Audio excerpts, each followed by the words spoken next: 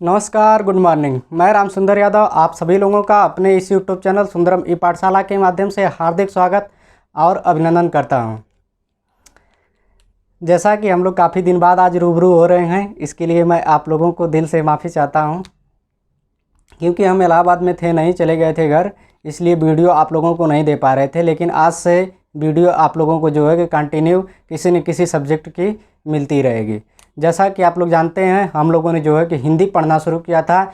हिंदी में मैंने आप लोगों को जो है कि वर्ण विचार जो है कि ख़त्म कर दिया है। जिन लोगों ने मेरा वो वीडियो वर्ण विचार का नहीं देखा हो, जाकर के पहले वर्ण विचार वाली वीडियो पूरी देख ले, उसके बाद शब्द विचार देखेगा तो उसे और अच्छे से समझ में आएगा। वर्ण विचार में मैंने आप लोगों को जो है कि खूब विस्तृत व्यंजन के बारे में बात किया, स्वर के बारे में बात किए। आज हम लोग बात करेंगे शब्द के बारे में, शब्द विचार के बारे में। दूसरा जो है कि मैंने आप लोगों को इसमें बताया था कि व्याकरण के मुख्यतः कितने आधार स्तंभ होते हैं। व्याकरण के मुख्यतः 3 आधार स्तंभ होते हैं। व्याकरण के मुख्यतः जो है कि 3 आधार स्तंभ होते हैं। कौन कौन से व्याकरण के 3 आधार स्तंभ होते हैं? इसके 3 आधार स्तंभों में सबसे पहले क्या होता है? सबसे पहले जो है कि वर्ण होता है।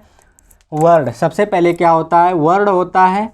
वर्ण के बाद क्या होता है? आपका शब्द होता है। शब्द के बाद क्या होता है? वाक्य होता है। शब्द के बाद क्या होता है? वाक्य होता है। जैसा कि आप लोग जानते हैं, मैंने आप लोगों को बताया था कि भाषा की सबसे छोटी इकाई या अंग, भाषा की सबसे छोटी इकाई या अंग क्या होती है? तो ये भाषा की सबसे छोटी इकाई या अंग क्या होता है? बस सबसे छोटी इकाई या अंग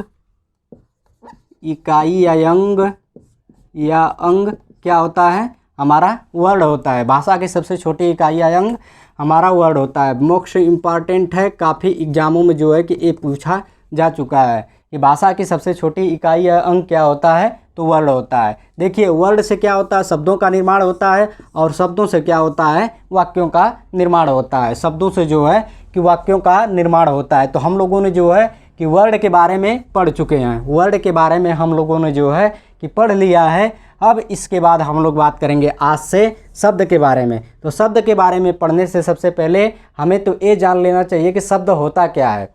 ठीक है, तो मैंने अभी आप लोगों को बताया कि शब्दों का निर्माण किससे होता है? वर्णों से होता है। शब्दों का निर्माण वर्णों से, और वाक्यों का निर्माण जो है कि शब्दों से होता है। तो आइए इसकी परिभाषा के बारे में हम लोग देखते हैं कि इसकी परिभाषा शब्द की क्या होती है। शब्द की परिभाषा के बारे में हम लोग जो है कि बात करते हैं। शब्द तो वर्णों के सार्थक योग से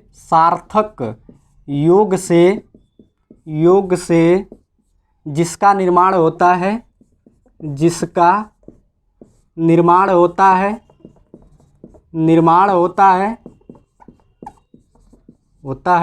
वह क्या कहलाता है? उसे हम लोग क्या कहते हैं? उसे हम शब्द कहते हैं। उसे हम क्या कहते हैं? शब्द कहते हैं। वर्णों के सार्थक योग से, सार्थक का मतलब क्या होता है? सार्थक देखिए, स प्लस अर्थ प्लस क शब्दों से मिलकर के बना होता है। ठीक है, स का मतलब क्या होता है? के साथ। अर्थ का मतलब अर्थ के, अर्थात अर्थ के साथ जिसका योग होता है वो क्या होता है? सार्थक होता है। ठीक है, तो यही मैंने आप लोगों को बताया कि वर्णों के सार्थक योग से जिसका निर्माण होता है वो क्या कहलाते हैं? वे शब्द कहलाते हैं। तो आइए देखते हैं वर्णों के सार्थक योग से कैसे जो है कि शब्दों का निर्माण किया जाता है। तो जैसे एक शब्द है कम। कम को अगर हम लोग जो है कि इसको जो है कि विच्छेदित करें, देखिए तो क में क्या छुपा है? अ, फिर म में क्या छुपा है? अ छुपा है। इसके बारे में मैंने आप लोगों को जो है कि जब सब वर्ण विचार पढ़ा रहा था तो उसमें मैंने आप लोगों को जो है कि शब्दों को तोड़ने के बारे में जो है कि बताया था कि जो उन शब्दों को कैसे तोड़ा जाता है। तो जैसे क देखिए, क में क्या छुपा है? अ छुपा है। म में क्या छुपा है? अ छुपा है। जब मैं आप लोगों को जो है कि व्यंजन पढ़ा रहा था तो उसमें बताया था कि व्यंजनों का उच्चारण बिना स्वरों की सहायता से नहीं किया जा सकता है। बिना स्वरों की सहायता से कभी जो है कि व्यंजनों का उच्चारण किया ही नहीं जा सकता है। तो यहाँ पर देखिए एक शब्द है कम। कम का मतलब क्या होता है? अल्प होता है, अल्प या थोड़ा। कम का मतलब क्या होता है?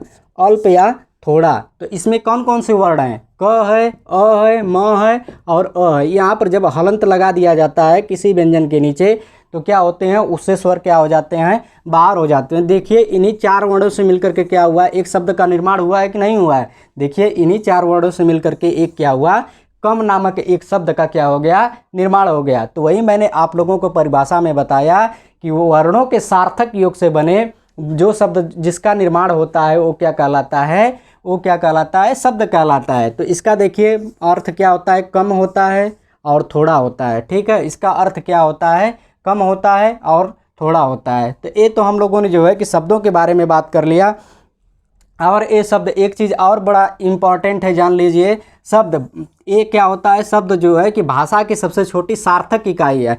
शब्द क्या है, शब्द भाषा की पूछता है कि भाषा की सबसे छोटी सार्थक इकाई क्या होती है, सार्थक, जो अब जिसका कुछ ना कुछ अर्थ हो। ठीक है, जिसका कुछ ना कुछ अर्थ हो। तो वर्ड का बताइए कुछ अर्थ होता है, जैसे क मैंने लिख दिया तो इसका कुछ अर्थ होगा, नहीं होगा ना। इसलिए ये क्या होगा कि सबसे छोटी इकाई नहीं होगी, सार्थक सबसे छोटी इकाई की मैं बात कर रहा हूँ। तो ये नहीं होगा, क्यों? क्योंकि इसका अर्थ नहीं होता। लेकिन यहीं पर देखिए मैंने कम लिखा है।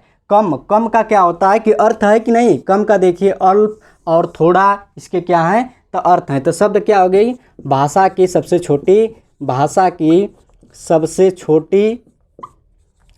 छोटी ये क्या हो गई, सार्थक इकाई। सार्थक इकाई क्या कहलाती है, इकाई शब्द होती है। भाषा की सबसे छोटी सार्थक इकाई क्या होती है, शब्द होती है। और भाषा की सबसे छोटी इकाई या अंग क्या होता है, भाषा की सबसे छोटी इकाई या अंग क्या होता है, हमारा वर्ण होता है। भाषा की सबसे छोटी इकाई या अंग हमारा क्या होता है, वर्ण होता है। और भाषा की सबसे छोटी सार्थक इकाई की बात किया जाएगा तो क्या हो जाएगा, शब्द हो जाएगा। क्यों? क्योंकि इसका शब्द का कुछ ना कुछ अर्थ होता है, लेकिन वर्ण का क्या होता है, कोई अर्थ नहीं होता है। वर्णों के योग से क्या होता है, शब्दों का निर्माण किया जाता है और शब्दों से क्या होता है, वाक्यों का निर्माण किया जाता है। तो यही मैंने आप लोगों को बताया कि भाषा की सबसे छोटी सार्थक इकाई क्या होती है, शब्द होती है। और शब्द किसे कहते हैं, तो वर्णों के सार्थक योग से जिसका निर्माण होता है उसे हम लोग क्या कहते हैं, शब्द कहते हैं। देखिए यहाँ पर कैसे वर्णों के योग से जो है कि एक शब्द का निर्माण हुआ है, कम नामक शब्द का जो है कि निर्माण हुआ है। उदाहरण लेकर के मैंने आप लोगों को समझाया।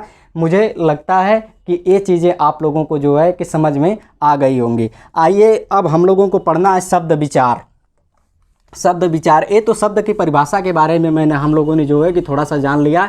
अब हमें जानना है कि शब्द विचार क्या होता है। शब्द विचार हमें पढ़ना ही है। तो शब्दों पर किया गया विचार जो है क्या कहलाता है, शब्द विचार कहलाता है। शब्द विचार दो शब्दों से क्या है, मिलकर के बना है, शब्द और विचार से। अर्थात शब्दों पर किया गया विचार ही क्या कहलाता है, शब्द विचार कहलाता है। शब्दों पर किया गया विचार क्या कहलाता है, शब्द विचार कहलाता है। शब्द विचार दो शब्द से मिलकर के बना है, शब्द और विचार।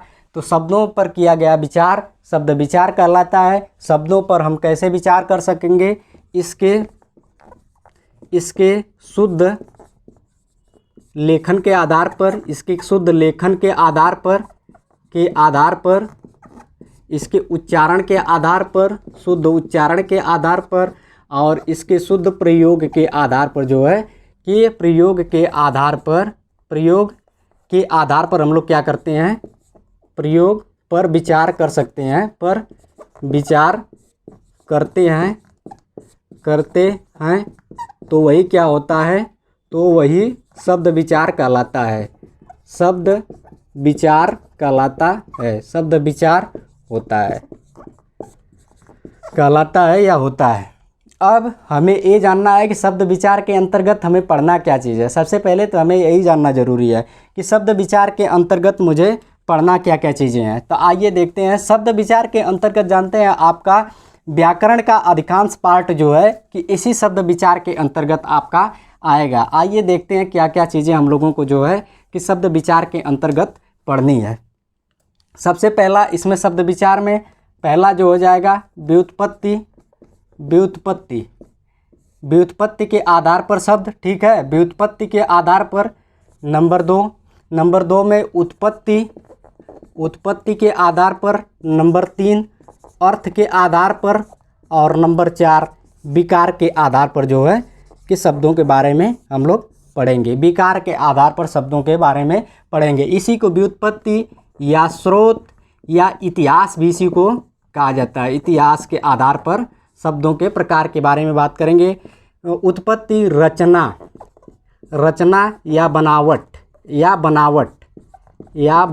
के आधार पर हमें पढ़ना है। इसके बाद अर्थ के आधार पर पढ़ना है। इसके बाद विकार के आधार पर पढ़ना है। तो व्युत्पत्ति, स्रोत या इतिहास के आधार पर पूछा जा चुका क्वेश्चन है कि शब्द व्युत्पत्ति, रचना, व्युत्पत्ति के आधार पर कितने प्रकार के होते हैं। क्वेश्चन पूछा था शब्द व्युत्पत्ति के आधार पर कितने प्रकार के होते हैं। तो शब्द व्युत्पत्ति के आधार पर 5 प्रकार के होते हैं। कौन कौन सा होता है? पहला तत्सम, ठीक, दूसरा तद्भव, ठीक, तत्सम तद्भव, तीसरा देशज, चौथा क्या हो जाएगा? विदेशज, ठीक, पांचवा आपका क्या हो जाएगा? संकर हो जाएगा। ठीक, नंबर 1 आपका तत्सम, नंबर 2 तद्भव के बारे में पढ़ेंगे, नंबर 3 देशज के बारे में पढ़ेंगे, नंबर 4 विदेशज के बारे में पढ़ेंगे, नंबर 5 हम लोग जो है कि संकर के बारे में पढ़ेंगे। तो यहाँ पर देखिए व्युत्पत्ति के आधार पर शब्द के कितने प्रकार हुए? व्युत्पत्ति के आधार पर शब्द के कुल 5 प्रकार हुए। उत्पत्ति, रचना या बनावट, मोस्ट इम्पॉर्टेंट, बहुत बार क्वेश्चन में पूछा जा चुका है कि रचना के आधार पर शब्द के कितने प्रकार होते हैं। रचना के आधार पर शब्द के कितने प्रकार होते हैं, जूनियर असिस्टेंट में पूछ चुका है यूपी ट्रिपल एससी में। तो रचना के आधार पर शब्द के कुल कितने प्रकार होते हैं? 3 प्रकार होते हैं। पहला क्या हो जाएगा? रूढ़, दूसरा क्या हो जाएगा? यौगिक, और तीसरा क्या हो जाएगा आपका? पहला रूढ़, दूसरा यौगिक, तीसरा योग रूढ़ हो जाएगा, आपका योग रूढ़ हो जाएगा। अब इसके बाद जो है कि अर्थ के आधार पर हम लोग देखेंगे। तो अर्थ के आधार पर कुल कितने प्रकार के होते हैं? अर्थ के आधार पर 2 प्रकार का होता है, एक सार्थक और दूसरा क्या हो जाता है? निरर्थक। ठीक है, सार्थक का निरर्थक।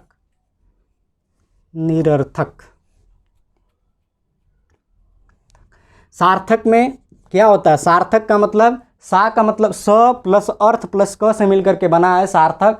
स का मतलब के साथ, अर्थात अर्थ के साथ, जिसका कुछ न कुछ अर्थ होते। सार्थक में हम लोग क्या पढ़ेंगे?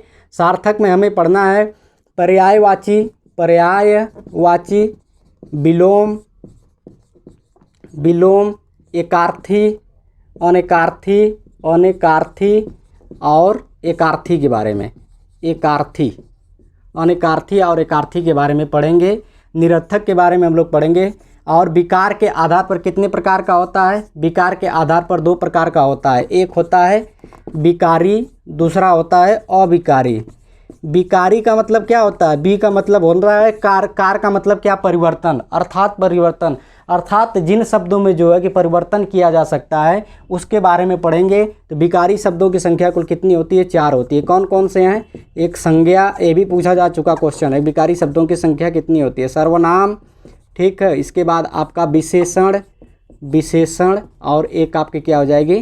क्रिया हो जाएगी। एक आपकी क्या हो जाएगी? क्रिया हो जाएगी। तो विकारी शब्द कौन कौन से हैं? संज्ञा, सर्वनाम, विशेषण और क्रिया। अविकारी शब्दों की संख्या भी कितनी होती है? अविकारी शब्दों की संख्या कुल कितनी होती है? 4 होती है। पहला इसमें क्या हो जाएगा? क्रिया विशेषण, और इसके बाद समुच्चय